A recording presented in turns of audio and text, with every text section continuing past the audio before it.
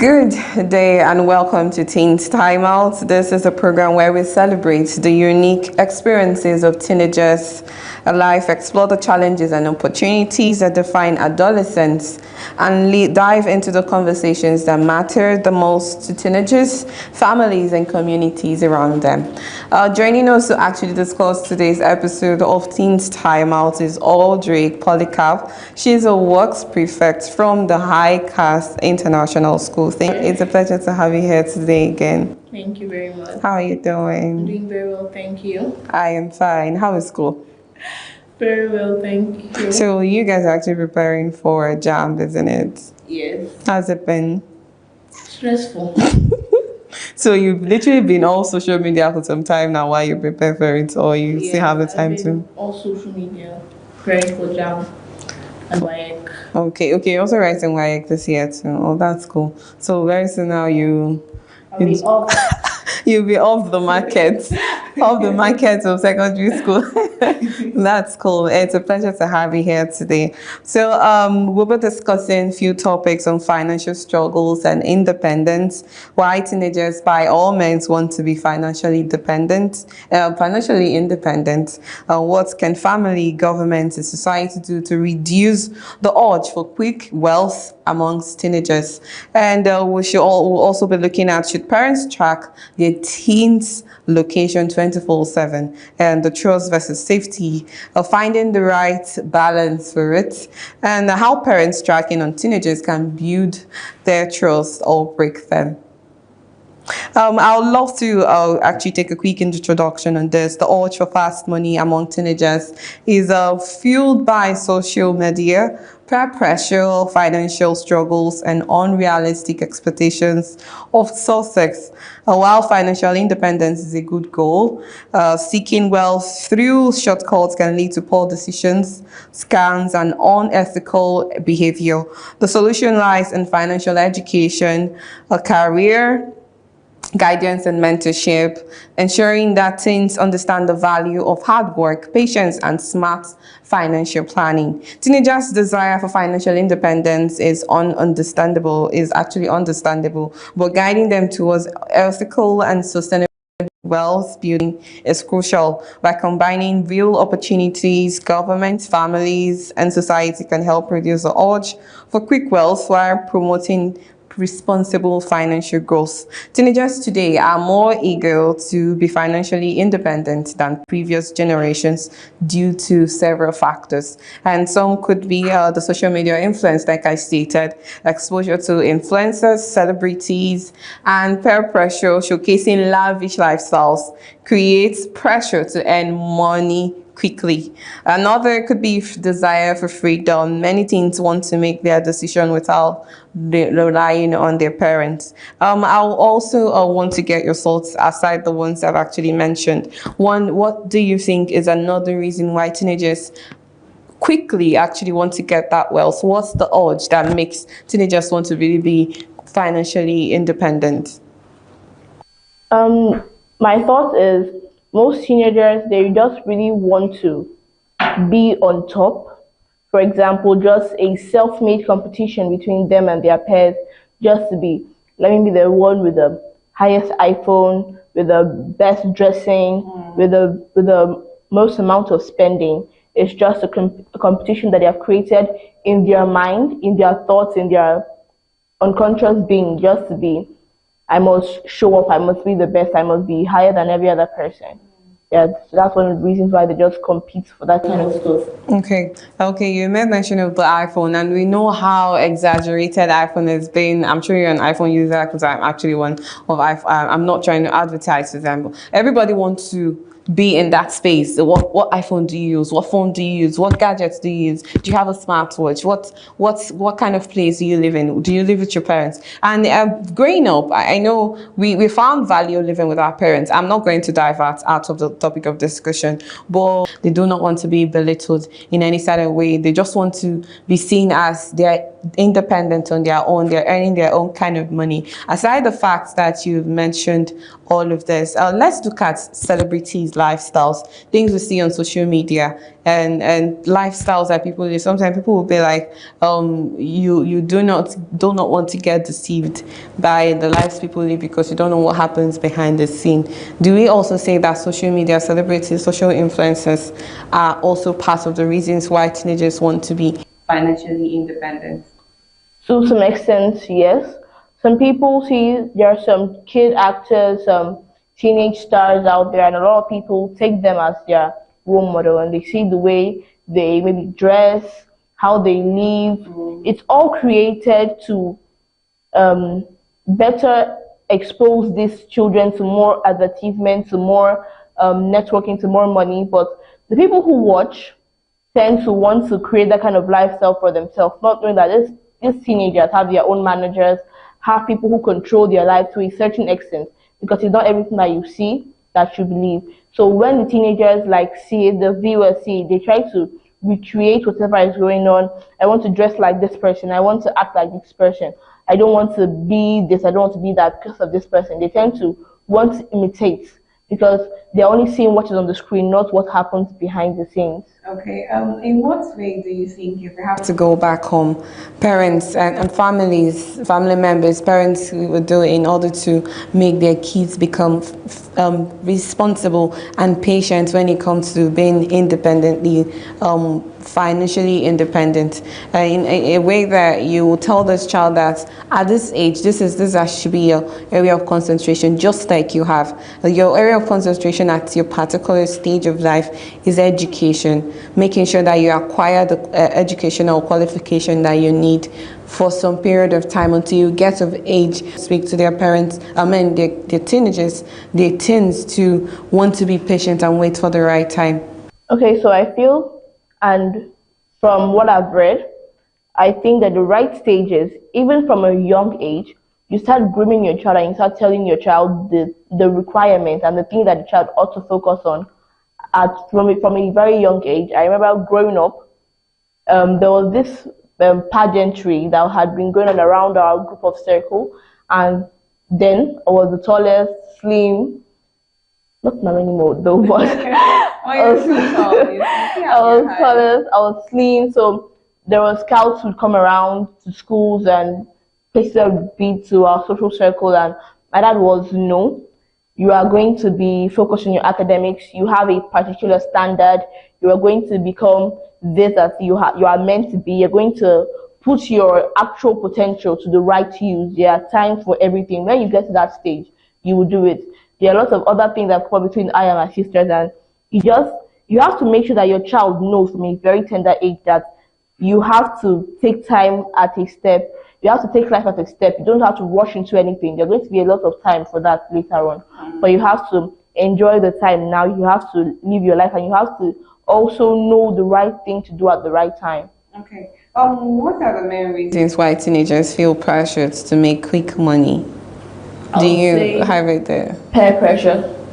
Peer pressure is like one of the biggest reasons, because someone may just be like on their own, and you enter a social circle where everybody among you has a gadget or a particular dressing, like the reigning styles among guys wearing baggy trousers. To me, some are not really, yeah.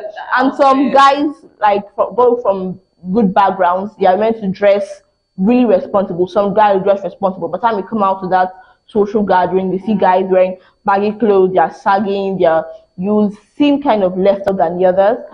And whether we like it or not, it affects. That's why it's pressure. Whether you like it or not, you feel it. Because people have a way of making it to your face, like have a way of showing off to a certain level. So whether you are conscious of it or not, it tends to pressurize the individual. Okay. Do you also think that family struggle, family lifestyle, can affect the teenager want to be financially independent in order to cater or probably support the family? In that instance, do we see it as a wrong move when a particular family is not really, let's look at the economic situation of the country now and how it is, and school dropouts of some teenagers because their parents are not able to with the money that they earn, take care of them. And this particular teenager wants to engage in certain, work to support the family. In that instance, that could be another factor that will indulge a teenager to want to be financially independent. Do you think that's a good move? Well, when you know that you want to, because some people they don't even have the ability to go to school because of their family doesn't have the right money to cater for the school needs. So the best way to help a family, instead of being, forgive the word, instead of being like being something else, you can help your family by supporting, getting an actual job instead of just moving around the area, doing some illegal stuff or doing some other things that are not really honest. You can find a legal job to help support your family. That's one of the ways teenagers can make money, just to help support your family because you have What nothing kind else to of do. business teenagers are considered ages from 16 or 15, or where a child is made to be out of school, where they support the family? What kind of business do you think a teenager can actually do in order to support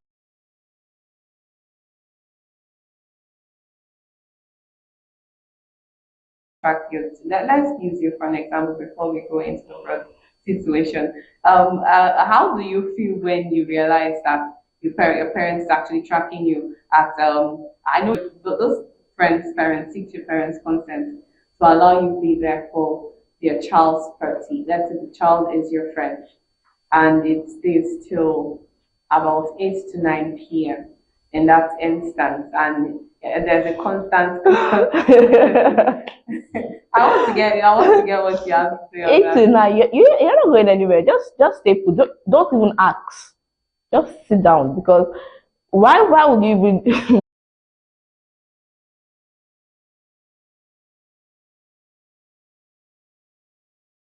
go for the night party? that. Well, sibling. Yes, Okay. but it's a lot safer than going alone to somebody that you know like is accountable for like, where you have gone to. Well, have you been given the opportunity to go out alone at any point in time? Like go out for a sleepover, like I said, or go out to a friend's party? No. Have you asked for it? And By myself, our graduation, I've gone to the location by myself. When you ask and generally they can't meet up at the particular time, maybe you're meant to be there around 8 a.m.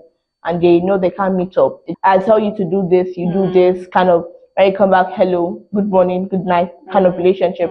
But when you're close with your child, like most of you talk, your child can even tell you like, I'm going here, this is my friend.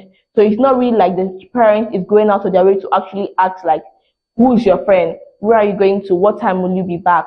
But when you and your child has that relationship, you just kind of know. In some instances, you're actually making the child very uncomfortable. Depends on how you relay the message or how you're asking the question. okay. If you ask in a friendly manner, just like chit chatting, the teenager will feel more open to tell you because at that point they feel like they can trust you. But when you're just like outright commanding, just wanting to know it, the person may tell you but don't tell you every single detail because they may be scared or like not sure of your reaction or what you're going to say.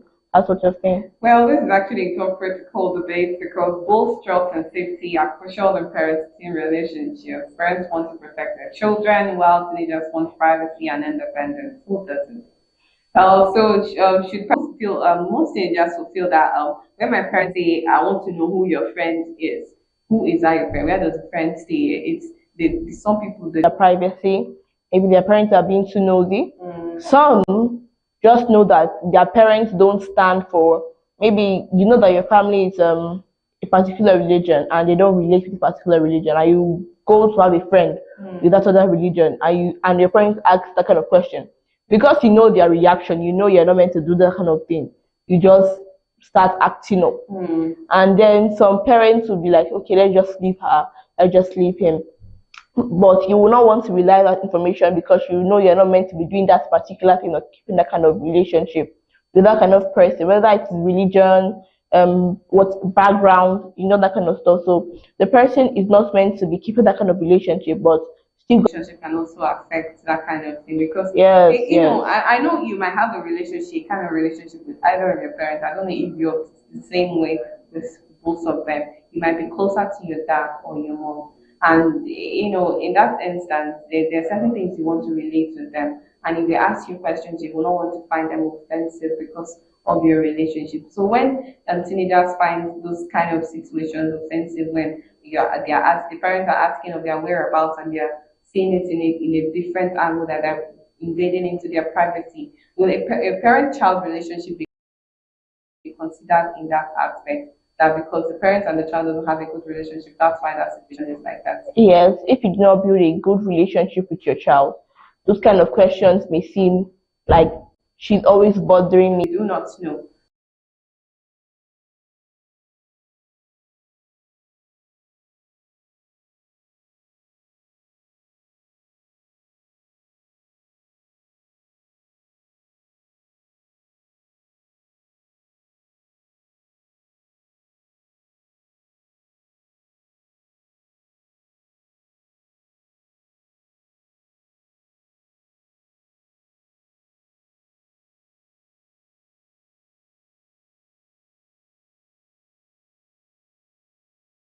So it's actually a two-way situation. It can make or break the trust you have with your team. But I think it's more on a positive angle, because if there was actually a good instance where the parents of those teenagers at that particular scene were able to track their children's activities, they will not be at that place by that time of the day. Imagine being at the hotel pool by 9 a.m. on a Monday morning With when your you're school, supposed to. checking your child's chat. I feel like Yes, your activities. activities It, on the it's an phone invasion of privacy because as your parent. yes, the child, because if that child wants to do something that is bad and that child is aware you're tracking their phone, they will not still find out. There is no way on earth that you will find out. To your greatest surprise, that child will have a separate app on that phone that you cannot be able to monitor. They can do whatever they want. They can immediately they chat, they can delete. So If they don't want you to find out, you will not find out. So I feel like the best option is just for you to, set boundaries with your child and just trust them. okay. When you give your child a certain amount of trust, the trust also comes with responsibility, and they know that, oh, I'm not meant to do this. My parents trust me, and that's why I feel like to bring that kind of like um training to both the male and, because some parents put more aspect of like monitoring on their girl children, like don't go out by this time, don't go out. But guys, like I can call my classmates and, where are you? Why are you still awake by this time? Oh, I'm still out. You're like, how? Like, who let you out by this time of the night? But because that kind of relationship, by the time you tell your children, whether male or female, there's kind of